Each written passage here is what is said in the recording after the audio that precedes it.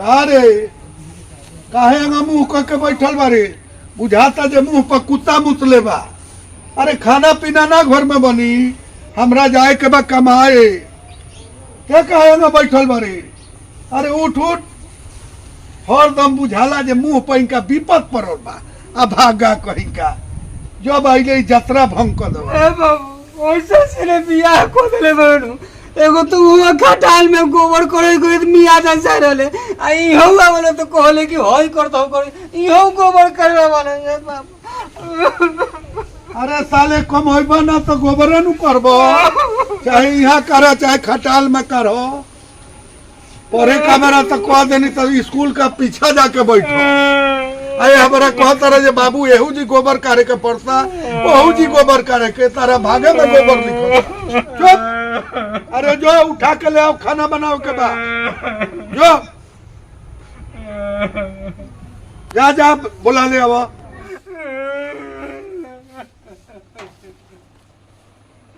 अगर चल के उठने चल काय बड़े रे बाबू के जाला ही माटा पर तू अलगे बड़े बड़े बाबू अलगे मरई तो चल उठ पड़े भाई का ना रे तोर हम ठिका ले ले हो कि तोर बाप बुढ़वा के ठिका ले ले रे तू खाए बना के दियो चल तोरा के हम खाए बना के दे दै छु चल चल चल तोरा घर भर के हम ठिका ले ले बाप रे चल। अरे बाबू हो बाबू बाबू हो तोर खिया खानदान भर के खियाई यार तोरा खानदान भर के खियाई। अरे बाप सब के हम ठिका ले बाबू हो बाबू। अरे बाप रे मेहरारू हो कि मेहरार हो ए बुढ़ाऊ हम मेहरारू चाहे मेहरार रही तोरा से मतलब बा हम अपन भतार के मारी या चाहे काटी हमरा करम में तू ही सटाई के रहलू। हां नो बड़का ये निमन बारी रहुआ उठ उठ। अरे बाबू अरे बाप मार के कर दे फाड़ दे। अरे बाप रे फाड़ेला हम तो पर्चा फाड़ दे मिंगा बुढ़ावा हम एकरा के मारी चाहे कुछो करी तू कौन बारे बुढ़वा बीच में बोले वाला हम बा हम कोनो नहीं खी बेटा हमारा कहत अरु जे ते काहे बोलता रे बुझाता जे नैहर से ले आइल बारू। हम नैहर से लिए चाहे कहूं से तू बीच में कौन बोले लेबा बुढ़ला था चुप तू खा रे बाप रे बाप ओए ए बुढ़ा बाबू रे बाप ना बनबू। अरे बाप चुप रह मत रो बाबू चुप हो जा। अरे बाप रोज बारो खानदान भर काम की मार ए बुढ़ावा तू हमर मरा से दूर हमारी चाहे काटी अलग हट बुढ़ा तोरा का अरे बाप रे बाप तू अरे बाप रे बाप रे बाप होश में रह। ए बुढ़ाऊ ससुर वाला ससुर नहीं रह तोरा नहीं ससुर हम कितना कुआर में छोड़ा ली हम हल्लो कटोरा भीख मांग के खा हमरा से तोरा छीना चली कटोरा लिया भीख मांग के खा आ तू घरे मौज उड़ाइबू। मौज हम इनका के हम मौज उड़ावे चल तू घर में भर जा घर में अरे बाबू का भगवान ऐसा जमाना आ गई हमरे सब कमाइल हमरे सब अर्जल आ हम भीख मांग के खाई आ पतो हमारे ससुर के आ मरद के जा ऐसा जमाना आ गई। हे भगवान ये बुढ़ारी में रहुआ का देखावत नहीं लागत जे हम थोड़े जन्मौले बानी उ नैहर से लेके आइल बिया हर बहे से खर खाए आ बकरी अचार चाभतिया। प्रणाम चाचा। ओ खुश रह बबुआ का समाचार समाचार तो सब ठीक हो कहिया आइला अनी तो दशहरे में आईनी एक बार बात हमने के दशहरा में आईनी तो फिर में ड्रामो रानी खेले बहुत ही अच्छा लगा रहा का तूने देखला का ने हम तो जानते नहीं आज देखनी है तोरा। अच्छा तब और सब तो ठीक बानू। हां ठीक बा रहे कहो कि जाए के हो अभी रहम छठ पूजा रे रहेला बा जाए कहो ना जा हम कमा के आल बड़ा तो लो थोड़ा सा दे पार्टी उटी करी है। अरे पार्टी हो जाए भैया कोई दिक्कत नहीं ठीक बा आओ जल्दी आओ निकल निकल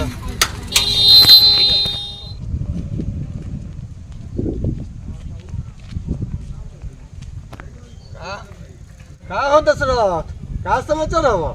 अरे का पूछले बारो भाई ऐसा नया युग आ गई जे बेटा पतोह बात नहीं खा समान होते बुढ़ारी में पतोह कहतिया जे भीख मांग के खा तो कटोरा लेके ऐसे के घूमत बारा तो का करी कटोरा लेके ना घूमी तो यही से न कहल जाए तेरा लगे बच्चों के पढ़ाव अच्छा मेहरारू ओकर पतो खो जाता तोरा तो दहेज चाहिए और दहेज लेके कैले बड़ा तक भोग का पूछले बारो पैसा का लालच में हाँ पड़ तो गई। दहेज ले ले बड़ा देखा इहो बेटी बाटे हमारे पढ़ल है दिल्ली में देखला हम पैसा ना ले ले दहेज में हमनी के पैसा ना ले ले रहे लेकिन हम पतो उठले बने अच्छा दिल्ली में पढ़ले कितना बेटा बता दो दादा को कहाँ पढ़ती है दिल्ली न्यू अशोक नगर में आ देखा कितना तेज भैया अब वे तोहर पतो पैसा न ले ले रहा दहेज में तोरा दहेज चाहिए अपना ला कुछ बचौले बड़ा कि सब गवा देला सब दे देले बानी। हाँ तो दे देले भाई तब कटोरा लेके घूम दे देले बड़ा तो अब घंटी बजाओ आगे निकल जा जा अभी तो कड़म में ये बाल लिखल जा कौन जमाना आ गइल हे भगवान। तू का ही दिखावा तारो ए बुढ़ारी में हमरा लाश के गजने होता।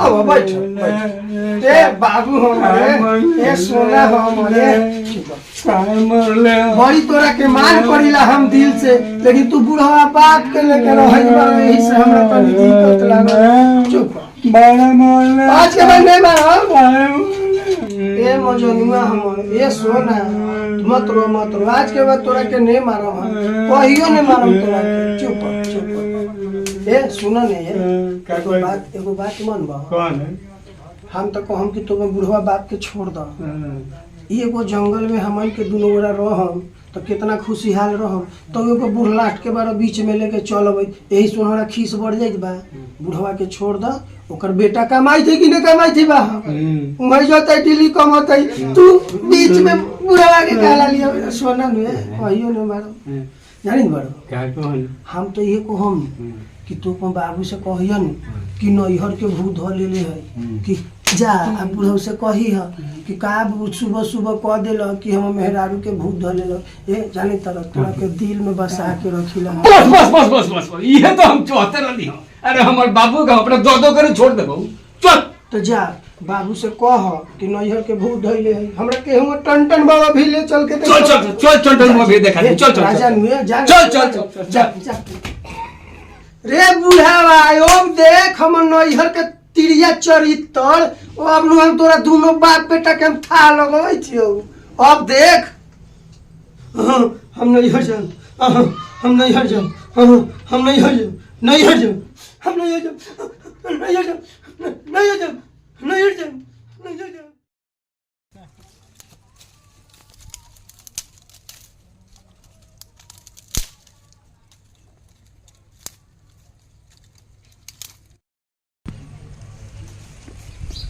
ए बाबू तू ये जरना चुनित बड़ा घोड़े घोड़े घर में कलकान कर देले ओकरा के नैहर के भूत ले लेबो चलो भूत धले ले चलो भूत ले हो जल्दी अरे चल टन चलो भूत ले लगे ले चल देखाई से चलो चल टन बाबा के लगे ले चल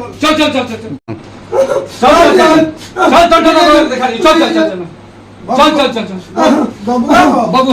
चल टन बाबू फिर दिखा दियो चल चल देखियो चल बाबू क्या हो कलकत्ते वाली छूट के आजा बच्चा न जाए खाली जो हम कहे वही अब रे होकर पारी जय होकर हम नैहर जान ए बाबा अब सब के छोड़ी है देखी हेकरा का दोनी हो गइल बा ई कहत बा कि हम नैहर जाएं ई कौन अगर नैहर के भूत ले तन के देखी आई तो हाय शांति रोक नैहर जान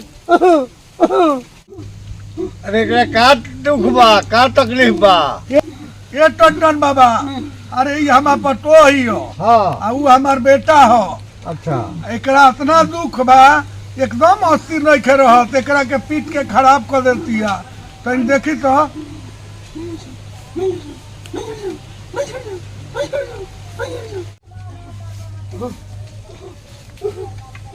हाय अरे नैहर के ससुराल के अड़ोसी के पड़ोसी के पट्टी के पटीदार के चल छोड़ के कहा कैसे बोल कहा गई नैहर के है कि ससुराल के हम नैहर के हई नैहर की ओहो पता लाग गई इ नैहर के खेलल हियो अच्छा घबरो मत सब ठीक हो जाए एकदम शांत रहो शांति शांति शांति खप्पर वाले छोड़ के आजा भाली अरे बहुत चिंता में बिया। एक जल्द से जल्द दुख दलीदर अलाय बलाय हराती प्रणाती टकाती सब खत्म कर दी, सब खत्म कर दी। जय हो काली, जय हो खप्पर वाली, जय हो। छुट छुट छुट छुट।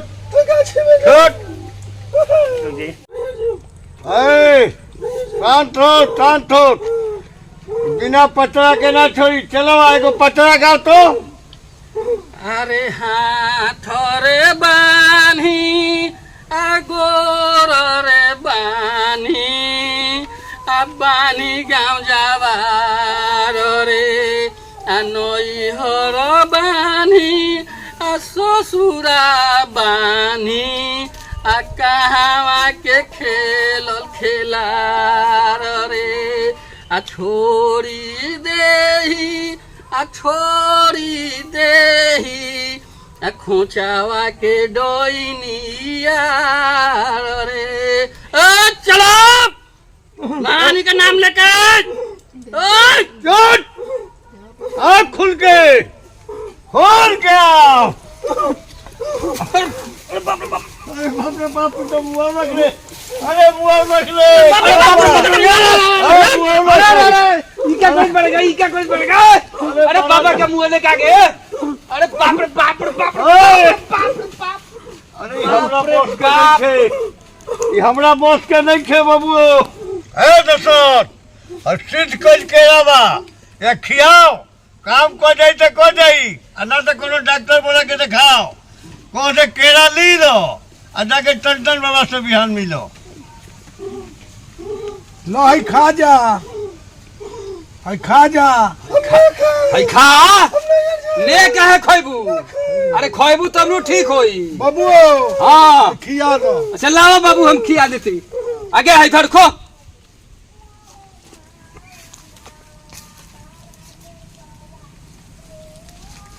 दीदी है चलो। है दशरथ, इधर जो तना मंत्र रस जगह लगा दहल गई कि ठीक हो गए के मान के नहीं के, जाके कौन डॉक्टर से दिखाओ, ले जाके रखी। बबुआ हाँ बाबू, ले चलो घरे। चली चली चलो डॉक्टर साहब के बोला हो जाए। चल चल चल चल डॉक्टर साहब के बुला के चल। चल चल। तू तो नाश को ये दे ले। चल चल घरे चल, नाश कर दे लोग। ए दशरथ, कि नाश कोइले बिया कि दोनों बाप बेटा के बात कोइले बिया। अरे चल ना, अब तो खाइए ले ले। तो अब का थी बड़े नौटंकी कोई ले भाई। ओए वो हमर से बड़े बुझाई पड़ेगी। ए अरे अब छोड़ ने, जे गलू से तो अच्छे करी ले। अब हम से तो एक बार चले। अभी तो शुरू भइल ह, अभी अंत न देख। जब डर में ठल नहीं तो बढ़िया से ठल। अभी बुढ़वा के हम दिल्ली पे ठा के दम ले। अब तू जो डॉक्टर बोला ला, डॉक्टर से दिखाओ। हम एक महिला ला जब नहीं हो और बाद तोरो के ले जाए, लेके आए तो अब दोनों घंटा जंगल में गावल जाए मंगल। लेकिन बुढ़वा के पेठा दिल्ली। अच्छा ठीक है, तू जैसे कहबू वैसे ही कर। जा लटू जा लिया डॉक्टर लियो। अच्छा ठीक है, जाई जा जाई थी।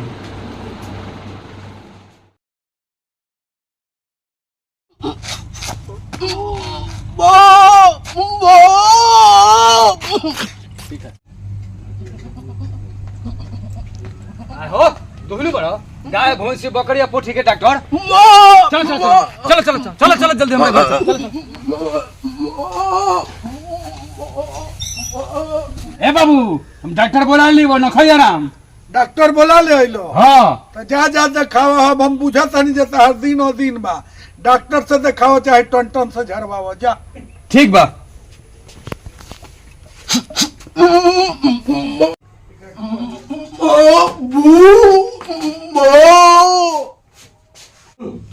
भाईजी वो जाए बाहर तो अंदर की बीमारी चेक करना पड़ी। ठीक बा, तनका देख दिया बढ़िया से देखिए। जाए हम चेक करेंगे। ठीक बा।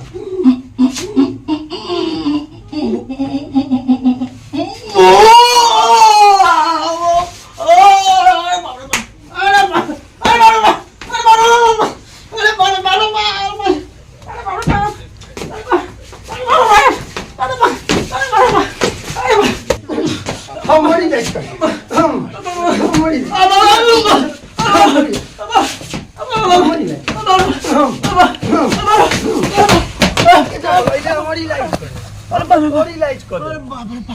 डॉक्टर बने अरे बाप रे बाप सब के वर्दी आ सकीला हम लेकिन एकरा ऐसा औरत के ने वर्दी आ सकीला कतना बकरी के वर्दी आई नहीं हम लेकिन ये ऐसा भटियारी नहीं भाई बकरी से वो हर भाई तो हमरे के वर्दी आ देलक बाप रे तोरा के इलाज ने करम बाप रे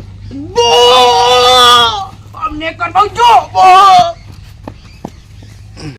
चल चल चल अब तो हम नैहर जेबे करबो तोर बापू होतौ नु तो वहाँ बुझबे करी अब हम नैहरे जबो कहा रे ए बाबू ए बुढ़ऊ चुप रह तू तो हमरा बीच में बोलबे मत कर ऐसे कि तोहरों के बुचाला दे देम तो बुढ़ारी में ससुर के लाजे खत्म हो जाई आज के बाद तू हमरा जो मत रह हम एकरा के लेके जाई छी नैहर तू जहाँ जाए हो तू जा आ चाहे कटोरा लेके फैन से जाके भीख मांग के खा हमरा मतलब नहीं खे आ नहीं तो अब अइबो तो मारा मेर से न फेंक देबो लेर चल चल तू जा बाबू जा तू दिल्ली कमाए ई कहत बा कि हम नैहरे जाम तो हम हो जाई जा जा जा जा तू दिल्ली से कमाई दिए जा अरे जमाना दहेज जो ना करावो रउआ लोनी अपना बेटा के बियाह में दहेज मतलब दहेज लेला के हमरा ये फल मिलता पतो से पिटाई के पड़ता बेटा से गाड़ी सुने के पड़ता ई कुपातर हो गई हाँ रे बेटा हती चुक से पोस के सियान कनी तो भार ना भइलो आज हम भार हो गइल बनी तारा जब इहे करे के रहे तो पहले ही कह दे तो आज ही ड्रामा कैला के का काम बा जे जा तू अलग रह ठीक बा हम अलगे रहब कमाए बा खाए